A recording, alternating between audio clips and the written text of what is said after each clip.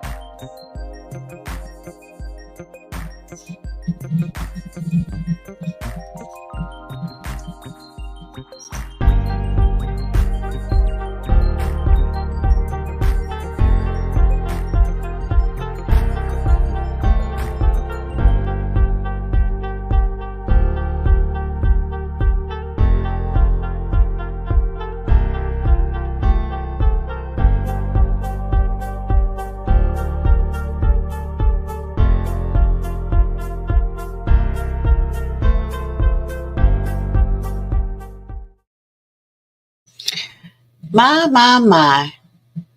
I just don't know where to begin.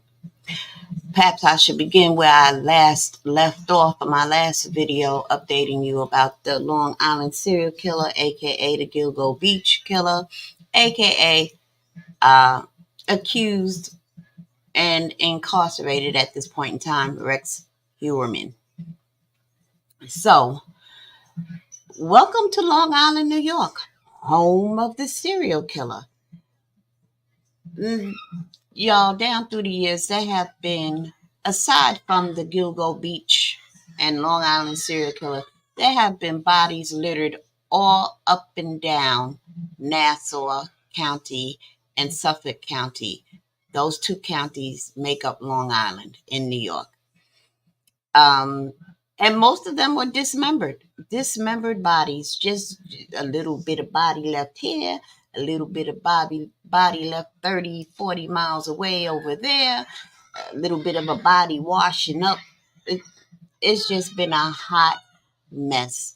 And I know I've told you a couple of times before that people on Long Island are very strange. And it's nothing that I can really articulate, but it's one of those things you'd have to just be on Long Island for a spell, and then you'll know what I'm talking about. And I thought it was just me with this concern and idea of strange people living on Long Island. But it wasn't until I was talking to a friend of mine who works at JFK Airport with a lot of people who are from Long Island. And one day we was just talking, whatever, and he came out and said, people from Long Island are very strange. I was like, I thought it was just me. I said, no, it's not you. They're just strange. And I'm like, what is it that's strange about them? He's like, can't put my finger on it, but they're strange. And I mean, weirdo strange. Now, I know Long Island was built on a landfill, and perhaps that has something to do with it. I know in the late 70s, 80s, there was a great concern that a lot of Jewish women were developing breast cancer, if I'm not mistaken, all up and down Long Island, and they thought that the environment, with it being built on a landfill, had a lot to do with it. And then that sort of kind of went away by the mid-80s. You didn't hear no more about it. So, I don't know, but weirdo creeps live out on Long Island. Not everybody is a weirdo or a creep or strange, but there's more than enough of those strange weirdos for anyone not to notice. I'll put it like that. So, since I last spoke with you, a lot has transpired, and I must tell you, it has now turned into a circus, and I'll go more into that later. But first, I introduced you to the main characters, and one of the main characters in all of this was Rodney Harrison. He was a black guy that was like a lead officer. I'm not sure if he was a sergeant or a captain or whatever in New York City. And he came out as to Suffolk County and was hired as the police commissioner. And he vowed to catch the Long Island serial killer. And so his position began January of 2022.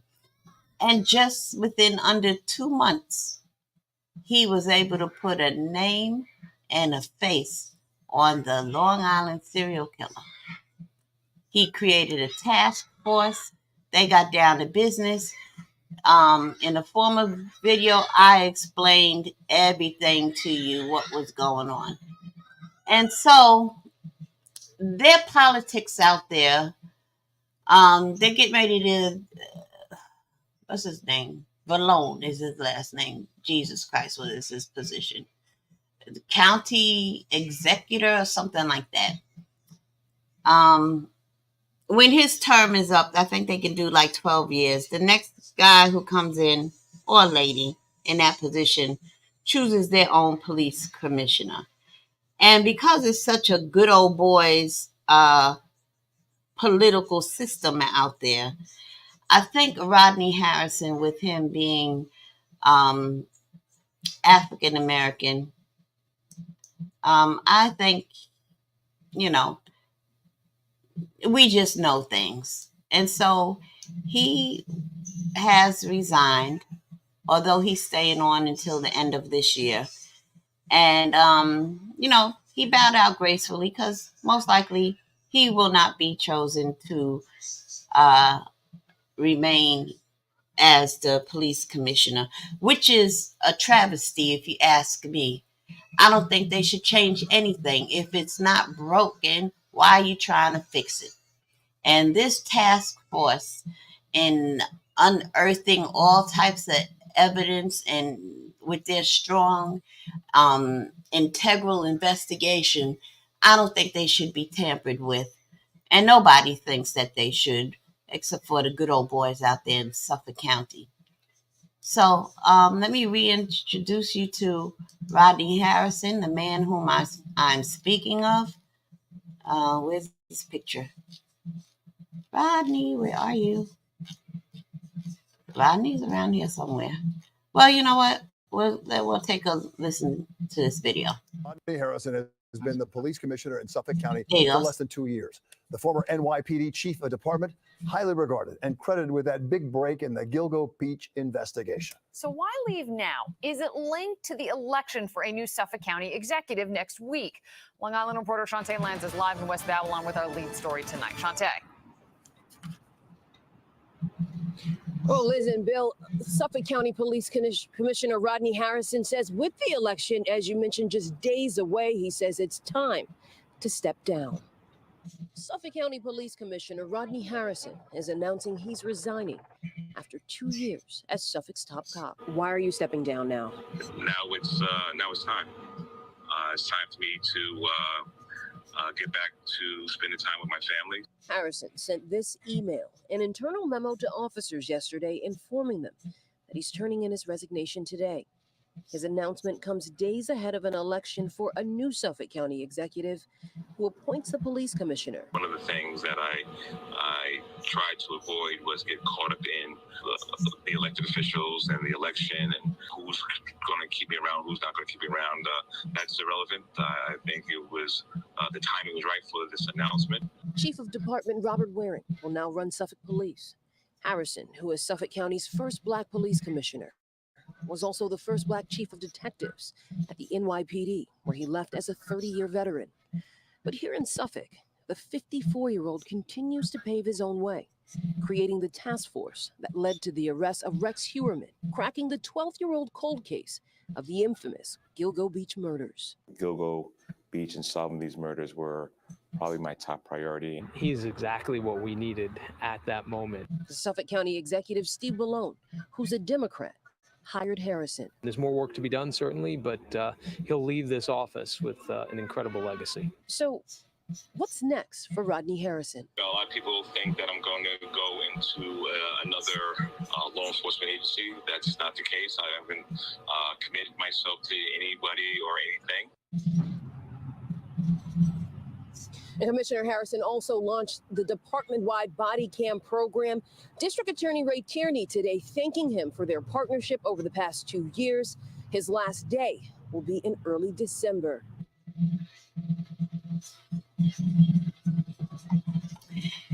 Yeah, so there you go. Rodney Harrison. What a big loss to Suffolk County. He did real good. I wish he would stay on. But, there are individuals who probably don't want this case solved because, if you're a thinking individual, it kind of looks like a big brand of corruption going on out there. And, sometimes some people just don't fit in, and Rodney just doesn't fit in. So we'll see how integral, how committed this new administration will be with this very high profile case. All right. So, by the way, as always, I always like to make mention of the victims. We don't ever want to lose sight of them. And so let me just introduce you to them.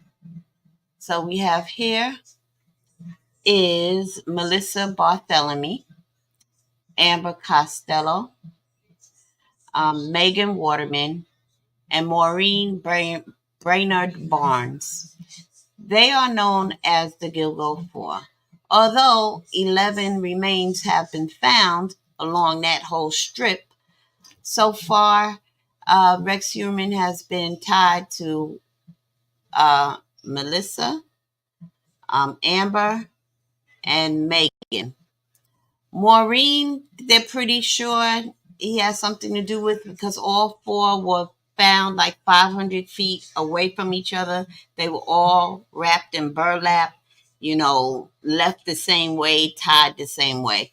But they just can't find evidence, as far as we know just yet, to really link him to Maureen. Look, I can't tell you any more about it because the powers that be, the authorities, haven't released any more information. But we are waiting to see if they link Maureen. All right. Rest in peace, ladies. So, what makes this a circus?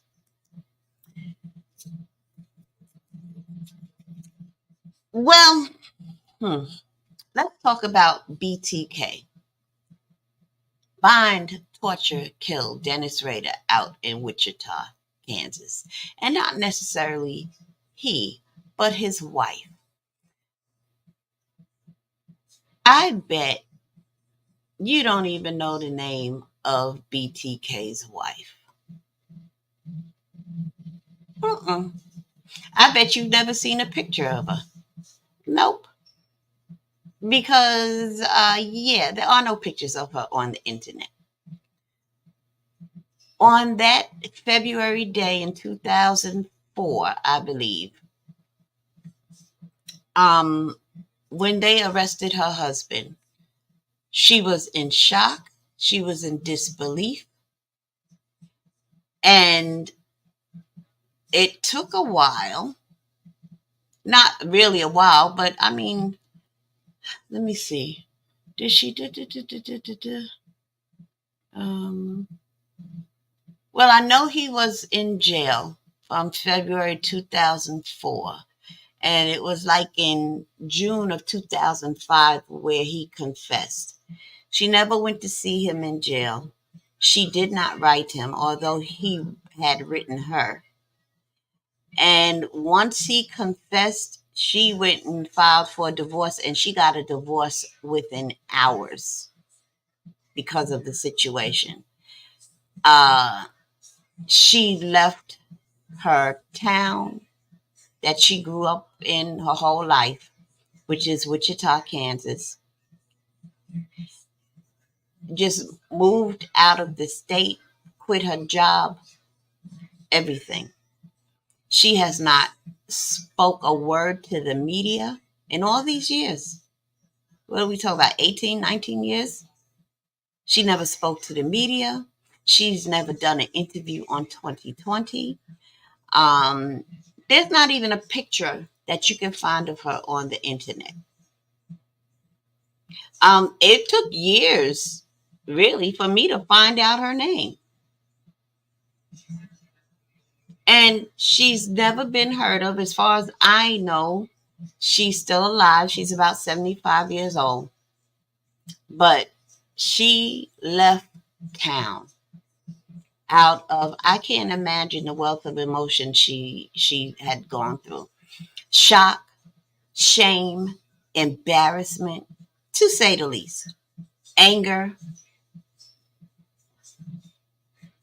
and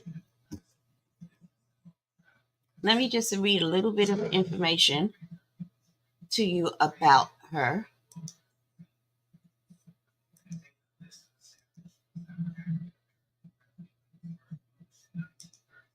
Here it goes. Paula Dietz, the untold story of Dennis Rader's ex-wife. Paula Dietz Rader, that's her name. Many people are familiar with the BTK murderer, Dennis Rader. However, the story of his ex-wife, Paula Dietz, gets untold. Dennis Rader murdered 10 people while living in the same house with his unsuspecting wife and children. And although the story has been the basis of several books and movies, Paula had to face the horror of living with a serial killer. She had no clue. Totally clueless, y'all. When people get married, they hope they have chosen the right person to spend the rest of their lives with. However, what do you do when the love of your life turns out to be a stone cold killer with absolutely no remorse? This is a tale that can only be told by those who have lived through it. Here is the untold story of Dennis Rader's wife. So, she was a bookkeeper. She was born in a religious home on May 5th in 1948 in Park City, Kansas. Her father was an engineer while her mother was a librarian. She's 75 today. She's educated. She graduated from high school. She got a BA in accounting. That's her husband. Ugh. And after graduating, she took up a job as a bookkeeper, a position which she maintained her entire working life. However, after her husband was caught and prosecuted for murder, she retired from her job and left Kansas. It was unbearable for her to work or live in her hometown. So how did they meet? Yeah, they met. Whatever. Dennis Rader's mother said to Paula, Dennis Rader's mother had 4 boys, and I guess the 3 younger ones were married already. She was like, I got one more son. And they met, went on a date, and got married, and had 2 wonderful children, Kerry and Brian. And so this goes on to his crimes and all that. And as much as BTK would love for me to go on and continue to talk about him, I will not do that because this is not about him. This is about Paula, this little snippet, just to give you an idea of who his wife is and what took place. And really, I needed to discuss her so that you can get a better picture of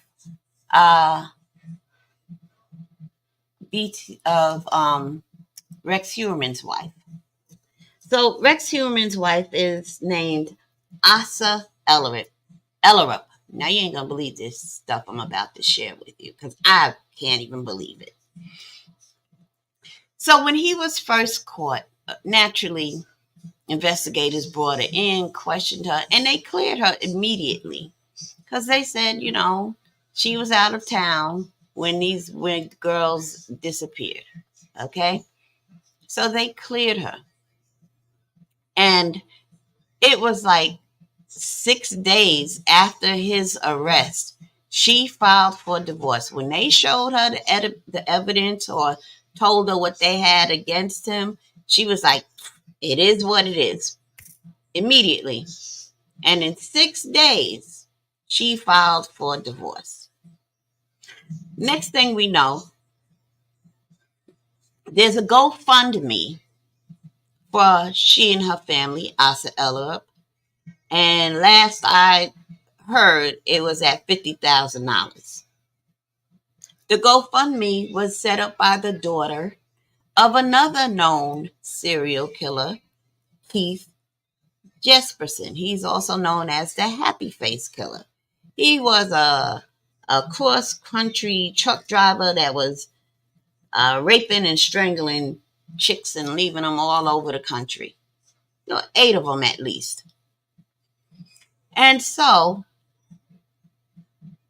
there's this GoFundMe. Now, I had a problem with that because I've never seen a GoFundMe for the families of either of the victims.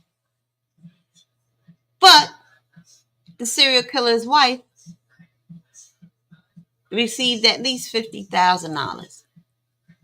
It just rubbed me the wrong damn way from the start. And she keeps rubbing me the wrong damn way. Now, if that ain't enough salt in the wound, hold on. I done made a boo-boo. Ooh, I made a boo-boo. Hold on. Because I needed to show you something.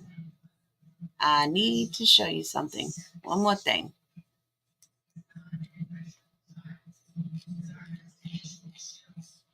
I want to show you what she looked like when Rex was arrested. Where's the picture? Come on. Where? I know there was a picture of her on this website. I clicked off the website too soon. And I showed you pictures before, but that's okay. It's okay. Oh, wait a minute. Maybe it's here. Yes, okay. I'm coming back. We just wanted to show you a before picture during the days. Oh, Lord. I gotta figure this out.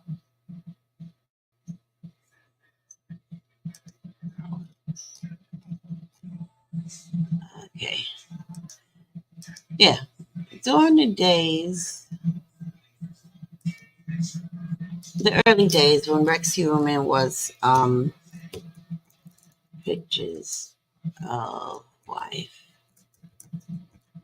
Rex Hugh. I do apologize for this. But yeah, we'll do this. Okay, we'll do it like this. Coming right up.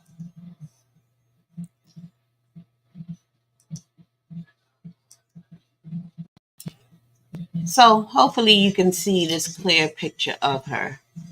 And if you look over here, this is her in her younger years. And this is her this past summer. There's another picture of her. Ooh, Lord Jesus. She ain't even wearing a bra. There's another picture of her and her daughter. This is their daughter. Look, tell me she doesn't give you Wednesday Addams. Come on. This chick don't look creepy to you? Or is it just me? Anyway, there's Asa again. You know, just take a look. All right. So,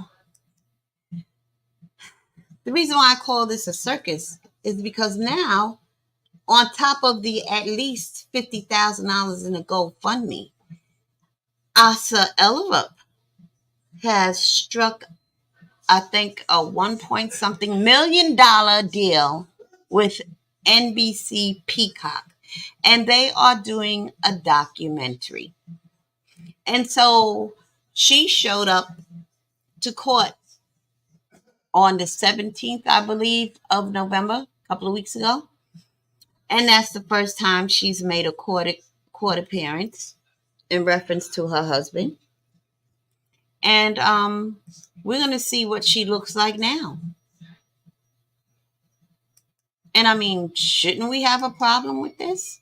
Because I do. There she goes. The accused Long Island serial killer who is back in court. His estranged wife also appeared in court for the first time since his arrest, and she brought a camera crew along with her. Aaron Katersky has the story. For the first time, the estranged wife of alleged serial killer Rex Heuermann came to court to see him. Asa Ellerup said nothing on her way in or out, but was seen surrounded by a film crew. Ellerup recently inked a deal with a production company. Suffolk County District Attorney Ray Tierney telling ABC News her pursuit of a documentary would have no impact on the case. Well, I think there's going to be a constant spotlight on this case, regardless of what deal the wife may or may not have made. Ellerup's attorney said she plans to attend every time her estranged husband appears in court so she can see the evidence for herself.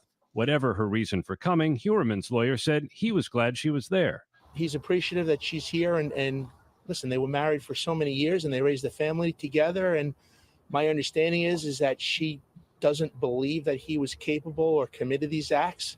Ellerup filed for divorce 6 days after Heuermann's arrest in July on charges he killed 3 women he solicited for sex: Megan Waterman, Melissa Bartholomé, and Ambra Costello. He has pleaded not guilty. He's also the prime suspect in the death of a 4th woman, and prosecutors are close to a decision whether to charge him with the death of Maureen Brainerd Barnes. We're working through the grand jury process, and we anticipate that grand jury process being done within a couple of weeks.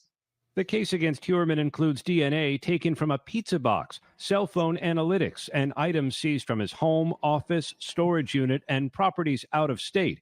Prosecutors have said Ellerup and Heuermann's children were out of town when the murders occurred. The attorney for the children says they've spoken with their father, but have not gone to visit. No matter what happens with this case, their lives have been changed forever. They'll never get back to normal. There is no normal. Rex Heuermann's going to be back in court in February, guys. Aaron Katursky, thanks. Accused Long Island. Oh. Did you get that? Didn't I just tell you that in 6 days in the wake of his arrest, she filed for divorce? Now, with this documentary going on, she wants to go to every court hearing because she doesn't believe this evidence or what they have against her husband. First of all, BTK's wife, Paula, when it stated that she had no clue, that woman had no clue. Asa Ellerup, she has more than a clue. Because how do you go from when the police officers interview whatever, and you just say to them, well, it is what it is. And then 6 days after his arrest, you are seeking a divorce. Why? Because it wasn't surprising to you that he would be charged with such crimes. That's why. If she didn't know for a fact that he did it, it wasn't surprising to her. She was convinced then. Now, with a documentary and $1 million, now she doesn't believe these crimes and what they're saying about her husband, and she needs to see the evidence for herself. Well, she can go online, just like I did in my last video, and pull up affidavits and his Google searches of the child, the nasty, disgusting CP he was looking for, and all types of deviant stuff. But she doesn't even need to do that. She lived with this man. She was swingers with this man. She knows what he was into. Now, prior to her shenanigans, her clownish circus shenanigans, I was thinking, maybe she didn't know he was murdering women. It can happen. But nah, I'm sure she got some stories to tell.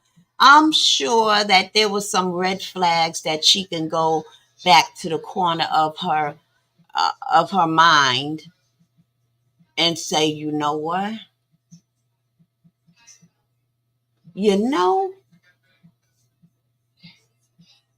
The fact that she's done a whole 360 degrees tells me that she knew more about what has happened than anybody else other than Rex Heuermann himself. And they got a creepy looking daughter. She gives me the fucking creeps. Creepy. And she's probably just like her daddy. So what has transpired the other day that makes it even more circusy, if that's a word, or more like a circus. I mentioned Keith Hunter Jasperson, the happy face killer. I told you his daughter was the one that set up the GoFundMe for Asa Ellery. Let me just introduce you to him a little bit further. Just a little bit. We'll read a little snippet about him. There's his picture. That's the happy face killer. He's a big, tall guy. He's 6 something. That's Keith Jesperson, aka the happy face killer. That's him right there. All right. And so he was born in Chilliwack, British Columbia, Canada. His father and grandfather were both extremely violent and frequently abused their families. He moved to Salem, Washington, U.S., and because of his large size, he had trouble with making friends and was bullied by his classmates and his own brothers. And like many serial killers, Jesperson showed signs of psychopathy at an early age by capturing various animals, then torturing and strangling them to death. His desire to hurt other people first manifested itself in 2 attempted murders. The first when he attacked a friend, Martin. What kind of friend is he? By beating him. And a second when he attempted to drown a boy at a public school. He also claimed that he was raped at the age of 14, though this was never confirmed. Although he was not successful with courting girls, he managed to enter into a relationship after high school. He married a woman named Rose Huck, and together they had 3 children. He later became a truck driver to support his family. Years after marrying Huck, she started to suspect that Jesperson was cheating on her when strange women would call her house, and the couple eventually divorced in 1990, devastating Jesperson. His dream was to work as an officer with the Royal Canadian Mounted Police, but he suffered an injury during training and his dream was destroyed. He then began to work as an interstate truck driver and took advantage of his job to start serial killing. Yeah, this dude right here. Stick with me because it gets better. As of a few days ago, it was revealed that Lord help these people. Rex Heuermann and the happy face killer are pen pals. I mean, it kind of makes sense. I mean, the happy face killer's daughter was the one instrumental in setting up the GoFundMe and getting Asa and her family $50,000. Has nothing to do with the $1 million deal she has with NBC Peacock for the documentary. But they are pen pals. You want to read the letter? You'd like to hear it? Here it goes. So this is a letter that Rex Heuermann had written to the happy face killer. I'm under the impression that the happy face killer had written to Rex first, and you can tell by what's being stated in this letter. Side note, I thought that inmates could not receive letters from other inmates. Like if you got an inmate in a California prison, he can't write, it doesn't even matter if it's a relative, he cannot write a letter to another inmate, whether it's in the same California prison or a different one in the same state or in another state. Since when do you let inmates write each other like this? All types of things could be stated in code, for criminal activities. And first of all, why are you letting 2 serial killers One is a convicted one is accused. Why are you allowing them to become homeboys now? This is ridiculous. Unheard of, actually. So you got, here's Rex Heuermann. Keith, first off, I would like to say thank you for your letters and advice. They have been a help and comfort to me. I do understand what you have said and taken it to heart. Look, his handwriting is kind of hard to read, so bear with me. Being only a month and a half into this, as you know, because this was written August 31st, 2023. He was arrested July 13th, 2023. Being only a month and a half into this, as you know, I have had a lot to think about. Right now, I need to get a few things in order, which the lawyers are working on. You are right about letters. I have gotten a number of them asking for interviews, to be friends, pen pals, and one guy who sent me 3 letters asking me to write back to add to his collection of letters. Wow. You are the only person who I have written back to and plan to write to. I know I have gotten into great detail. I am not sure if my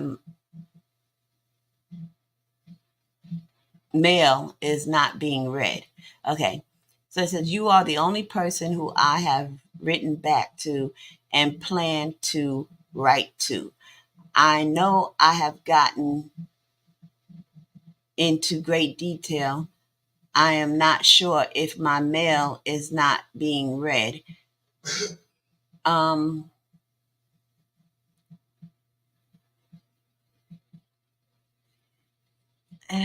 Lord. I did have one officer make a comment to me that he knew you were writing to me. Okay. All right. Sorry. It's hard to read his handwriting. You are the only person who I have written back to and plan to write to. I know I have gotten into great detail. I am not sure if my mail is not being read. I did have one officer make a comment to me that he knew you were writing to me. So it sounds like OSP is the facility that the Happy Face Killer is in. So it sounds like OSP is not such a bad place to be. Do you have butter for your bread? How is the day-to-day food? I will admit the food at Suffolk County Jail, whatever, is not much to look forward to each day. Also, Yard is just walking in circles outside. I do understand what you have told me. Also, that timing is important with this process. I am working at the something next court date is 9/27. As I understand it, that is not just a conference court date. So I do not expect much to happen. I have not even seen the discovery yet at this point. I'm sorry it took so long to write back to you. I know I should have done it sooner. The main thing I wanted to say was thank you to you and yours for the letters and what has been done for mine. Thank you, Rex. Aww. Isn't that special? They're friends.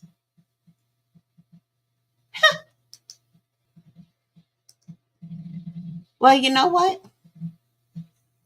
I'd rather have them friends on the inside. If they're going to be homeboys, let them be homeboys in different prisons across several states. Because could you imagine if they were homeboys in the same fucking neighborhood? Could you imagine that? Not even in the same neighborhood, just homeboys living in the same state. Maybe a county or two away, or maybe they work together or in the same area in Manhattan. Just imagine that.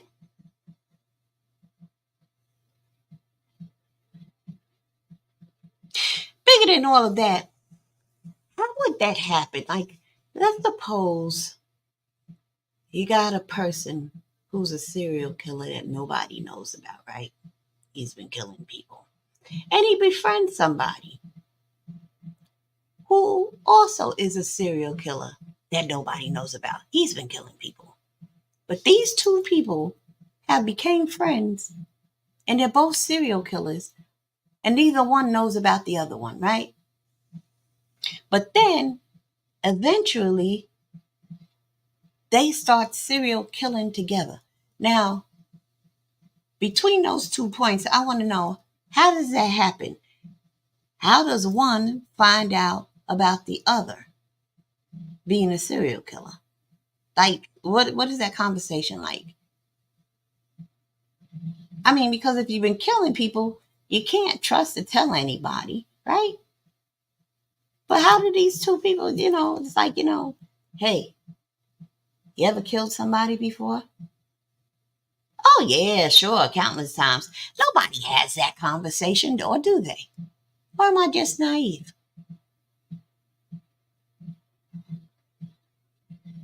I don't know. Weird shit, right? Weird shit. Anyway, so just understand that this has now turned into a circus, and I'm here for it. I don't like that Asa Ellerup is profiting, she, her family, and Rex Heuermann, because, you think she's going to keep all that money to herself? It's going to help pay for his defense. And did you see how she looked walking into court? Dressed real nice. Looked like she lost a little weight and is like, getting some curves going on. Hair flying. She didn't look like an old man pervert like she did in the wake of her husband's arrest. He looked like he was married to a man, which he probably didn't have a problem with, because from what we understand, he was bisexual. So I guess if you like both things, nothing like having a wife that looks like a man, an old perverty man at that. If you're Rex Heuermann, I guess. Yeah. So we shall see what will be the next outrageous thing to come out of this whole saga.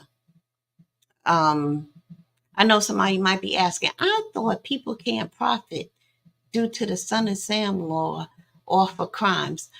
Well, Rex Heuermann cannot write books or do anything to profit from his crimes. That has nothing to do with his wife or his children. And something tells me that she's not seeking a divorce anymore. Why? Well, for one, as long as they're married, she can't be forced to testify against him. She better stay married. What is that, husband-wife privilege? And I think this is all under his direction through communication with his lawyer as to what to do. I think he's been very controlling, and I think he's still controlling her now through his lawyer. I think he made it very clear through his lawyer, bitch, you better not divorce me.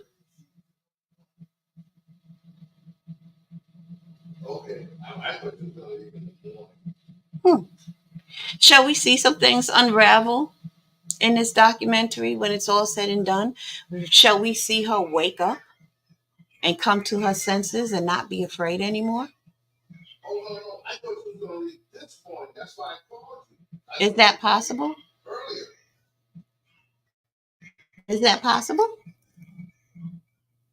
One second.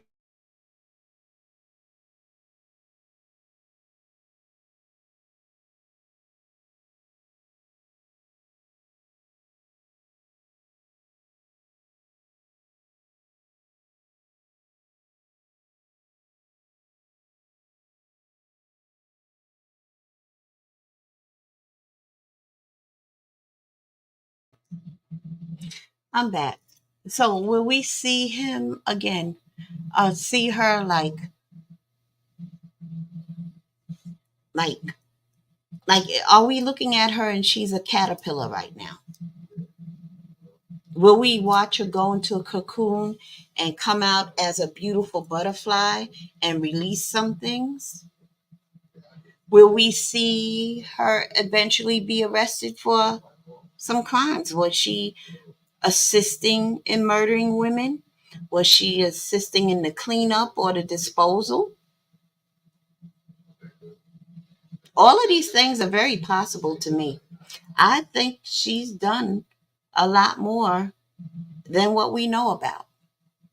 Once I heard that they were swinging together, once I heard that another victim, by the way, if you haven't seen the last video, I'll go into it just so briefly. Karen Vagata, she was missing.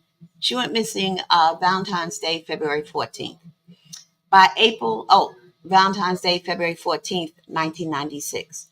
By April of 1996, her legs, just her legs, wrapped in plastic, just her legs, washed up on Fire Island. Where's Fire Island? Fire Island is like at the tip of Suffolk County on Long Island. And that's all they had with these pair of legs. From 1996 until 2011, when they found one of the remains along Gilgo Beach, the 11 remains was a skull. And through the advancement of DNA, whatever, they were able to match the skull with the legs. Now, where's the rest of her body? God only knows. But she was Karen Vagata. Well, there was a witness that came out towards the end of the summer and recalled what took place on February 14th of 1996. And you have to see the other video. I can't recall the title of it, but it's a video that's at least an hour long. I go into details. I read the affidavit in terms of what happened. But Asa Ellerup was home and speaking with one of the women that came to her house to swing that night. She knew her husband patronized sex workers, and she participated in swinging with her husband. Just two old nasty freaks.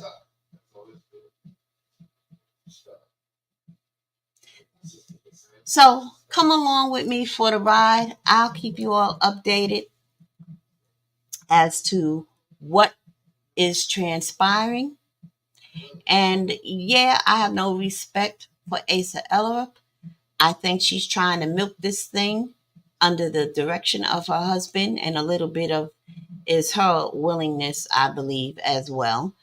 And they're going to ride this thing until the wheels fall off. And we shall see. Thank you for tuning in, and I'll catch up with you all later. Peace.